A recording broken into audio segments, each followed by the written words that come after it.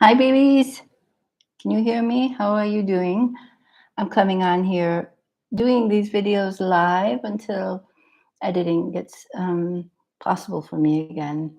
So I was just making not exactly what I wanted to show you next in my head, but I am making some zucchini noodles, which I don't do very often anymore because they've been harder to digest. Usually they've been zucchini noodles. Here's the middle. And with it, since we're live, we might have me step away for a minute. I'll show you.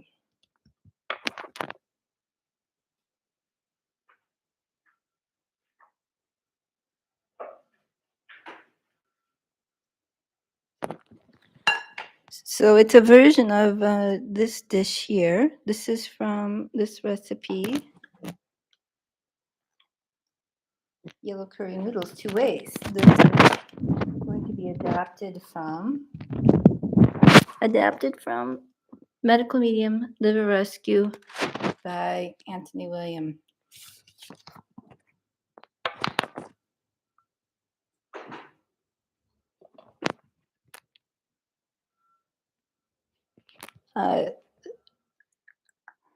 How are you doing? I'm very thankful to the new subscribers. Thank you for coming here. I hope you visit often, and I hope I can put things up that are interesting. I have a lot of interesting things. It just doesn't always really make it onto a video. So what I've got started in here, as you can see from the cutting board, there's the garlic left. Here's some cilantro. Here, in Espanol, it's a calabaza, but what is that? That's a zucchini. And I've peeled them, especially here because they tend to have just a little bit. They're the white zucchini, which are harder sometimes in the United States to get. So I'm peeling those. And inside the blender too is at the bottom is the cilantro. I have in here the dates, datiles, medjool. They're a little bit dry. Three of those. And then the squash cut up. How do we call it? There's so many different sizes. One, I'd say small, medium one, or a medium-sized one that's kind of small. Like I said, I just showed you where the recipe came from. So if you want the exact recipe. And then we have this one still. To make noodles. You want to watch me noodle while I talk? Or not talk? This is coming about. I always enticed often by curry recipes and often disappointed. Period. So curry is not a common thing in my food repertoire. And oftentimes what makes it really good is what? What would make a curry really good? Well, for me, it is something kind of sweet in it, which means it would be heavier on dates, and that is fine, isn't it? Dates are fine. They get a bad rap sometimes, but it's almost ridiculous, really. And curries often entail coconut milk or coconut blended, some delicious form of coconut. And is coconut bad? No, coconut is not bad. It's just that for many, many, many, many, many people, they've overeaten fats, whether it shows on the outside of their body or not.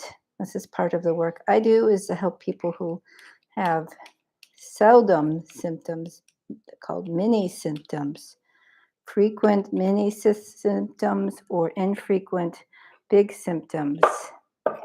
So the inside's going inside of the blender too.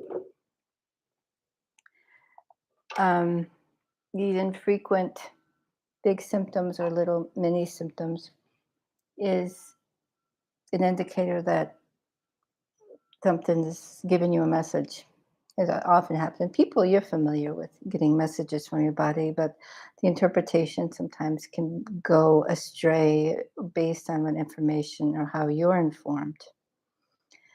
So I haven't had any fats really. I mean, since almost a year, last November, and it's been fine, and it's still advisable for me to keep the fats miniature to zero.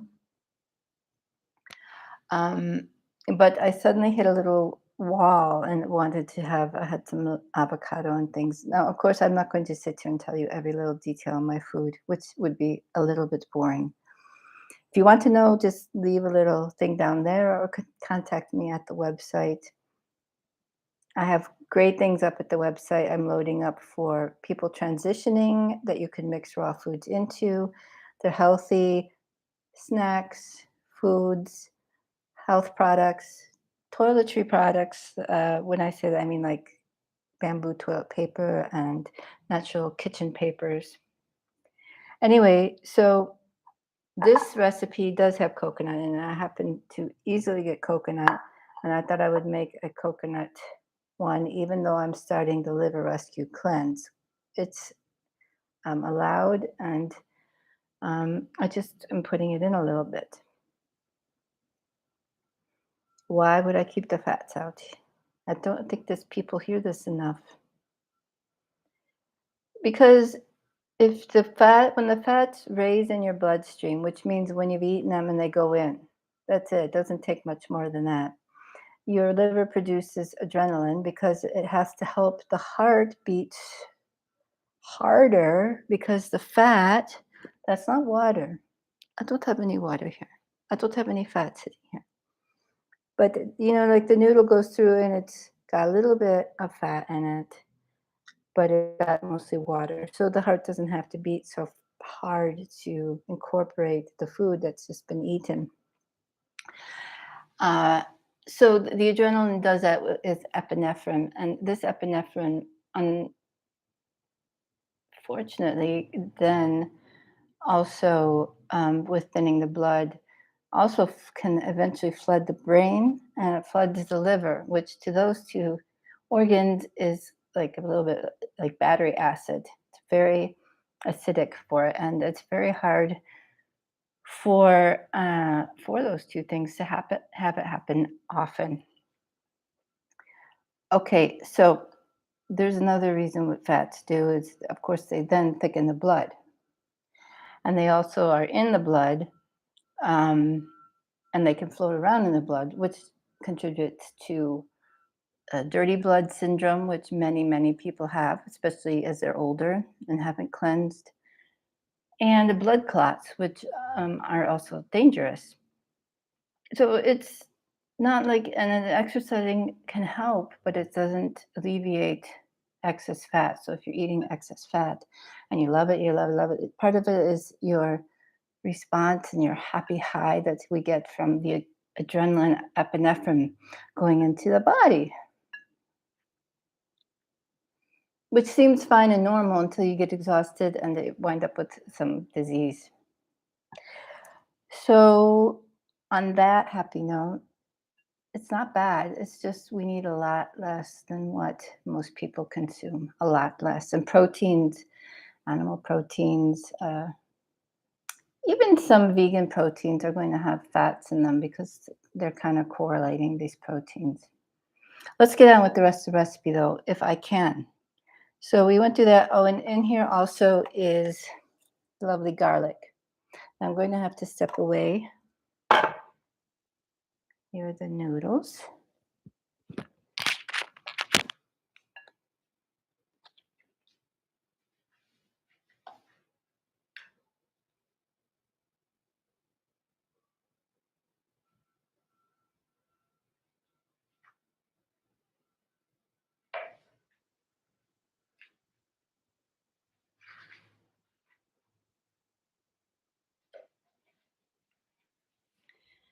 That's going to take some lime juice now, and also for your own knowing, you can also then add aminos, coconut aminos, he specifies. Some jalapeno if you want, and then a curry powder of your choice.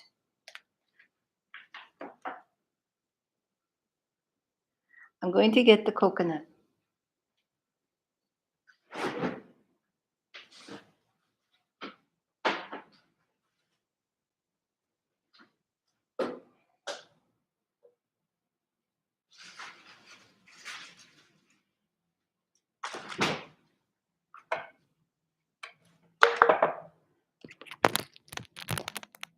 Okay, let's see. What do I have? I'll show you quickly.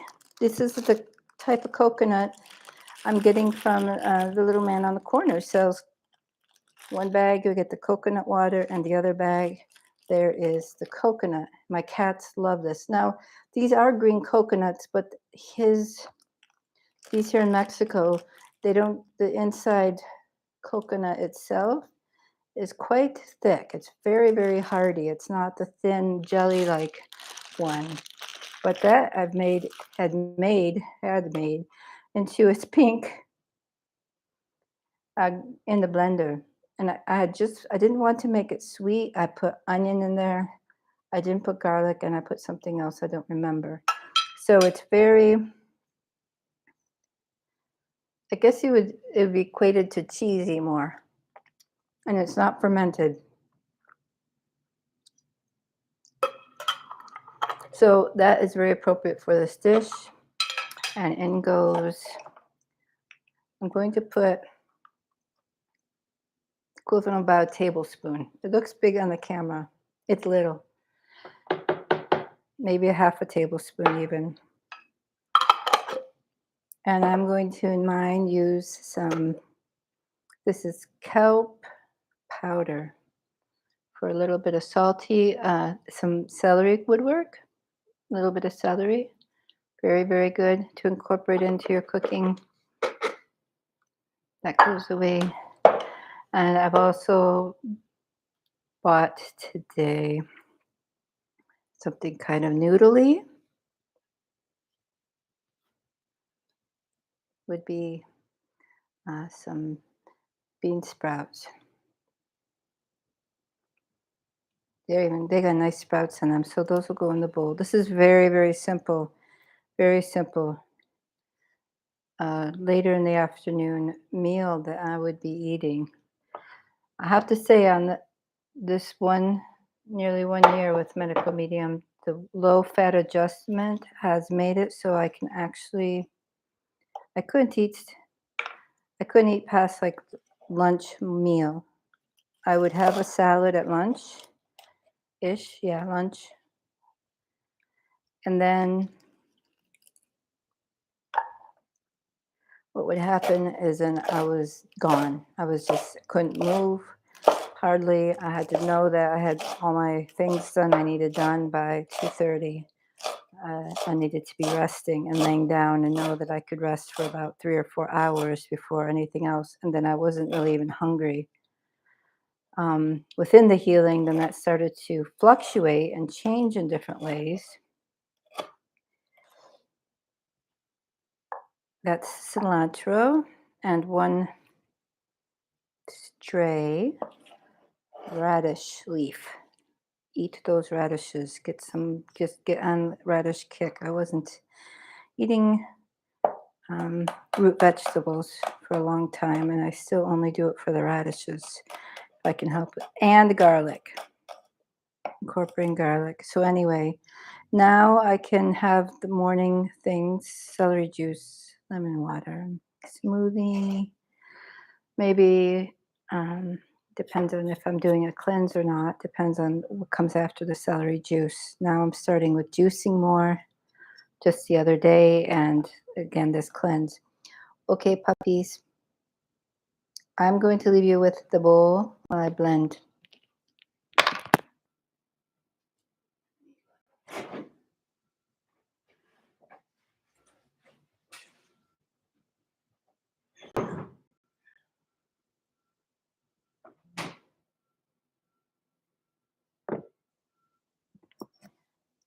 I'm putting in the lime. The lime's going in. Here's a organic farm Mexican lime.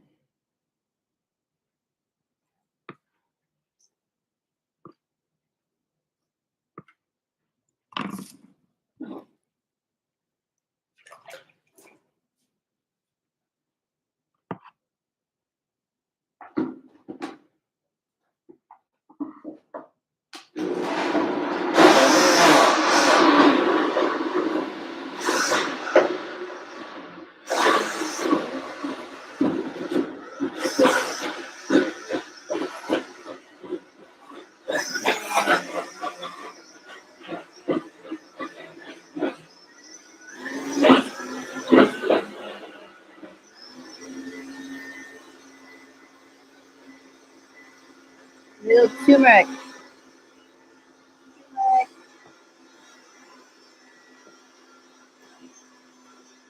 Turmeric.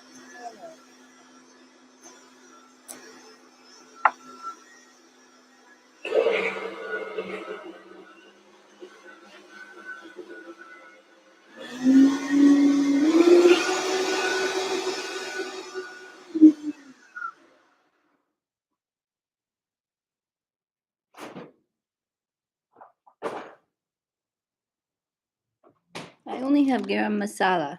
Garam masala.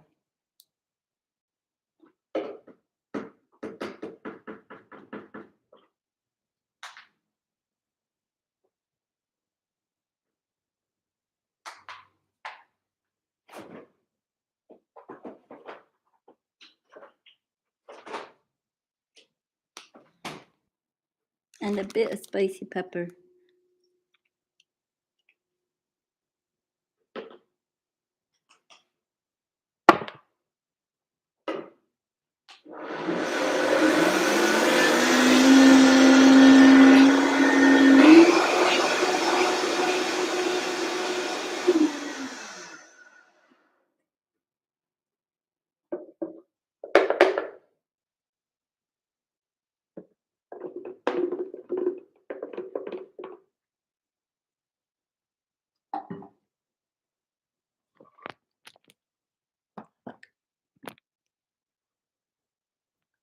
All right, ladies. Ladies. Hi, ladies. Hi, ladies. We're finishing up. Well, it's not this beautiful golden color like the picture because I didn't follow the directions, and the garam masala is brown. And I put in a few tomatoes, cherry tomatoes. But I have to say, with the garam masala,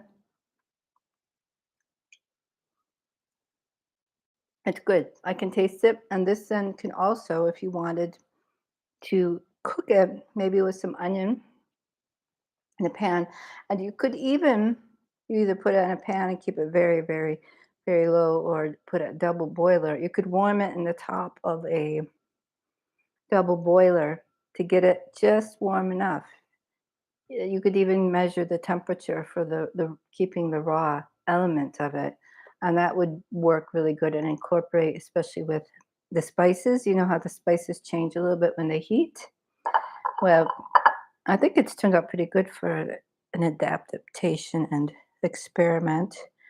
And again, there's 1 tablespoon of coconut in here, which could also be done without the coconut. I'm sure you could come up with a variety of things to put in the sauce. You could put more zucchini. We won't get too much more of that either. But I wanted to show you, it's so beautiful. I think it's going to be good. And like I said, it's in this liver rescue book.